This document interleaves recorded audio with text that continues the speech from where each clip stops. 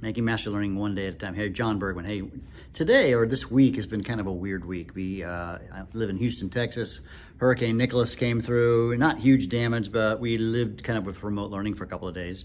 So trying to keep kids on track has been a struggle. Something I've been thinking about that really seems to that I need to do is some of my students, let's say, don't have a great amount of urgency to get stuff done. I think part of that is the fact that since they have a little bit more flexibility in a mastery learning classroom, some of their classes don't have that flexibility. And so they are choosing, I guess maybe I would make the same choice, they're choosing to prioritize other classes other than their chemistry or their physics class. And I need to find a way to create some urgency. Now, I teach at a high-performing high school, and grades matter to my students, even though I teach if you call the students on the lower end of our spectrum here at the school. But I want to make sure that I create some urgency. So I'm thinking of some new ways to create some urgency in a mastery classroom when students are choosing to not get the stuff done. One thing I will do is I'm going to be sending some communications home to parents, and fortunately in my community the parents are very responsive, and that usually gets a lot of stuff done.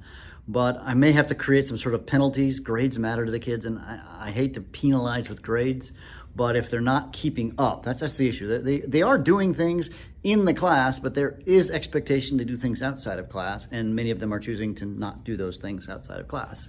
They are learning well. It's going well when they're in the class, but to keep up with the pace that is expected here, that I expect of them actually, is they have to do some extra work. And the students who struggle, of course, are the students who need extra help. These are the students where a chemistry or physics class is very difficult. So I'm thinking of some new ways to create some urgency for my students. Number one, I'm going to actually kind of create some kind of a late penalty. I hate to do that, to say if they haven't done X by Y time, then there is, I actually have some penalties, but what I need to do is create some more stringent penalties so that they kind of wake up.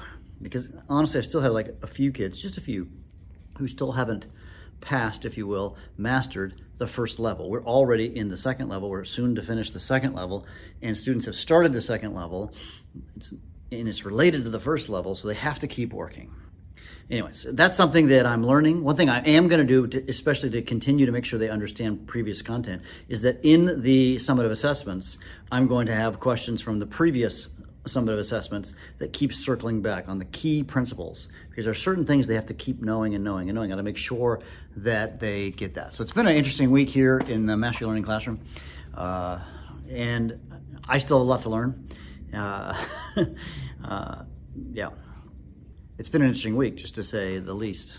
One other thing, an interesting story that just happened literally a few minutes ago. I'm standing here in my classroom, and in my classroom, I try to do, in my chemistry classrooms, a demonstration every day. And I've got one set up behind me for today's experiment, but the one that I did yesterday and the day before was kind of an interesting thought experiment. And 3 young ladies just walked into the room right before school, and they brought a friend. 2 of them were my students and 1 was not. And they said, "You want to see this really cool thing?" And then it's this bottle that you shake it, and then these beads float, and then they it's like this discrepant event. It's like, this doesn't make sense.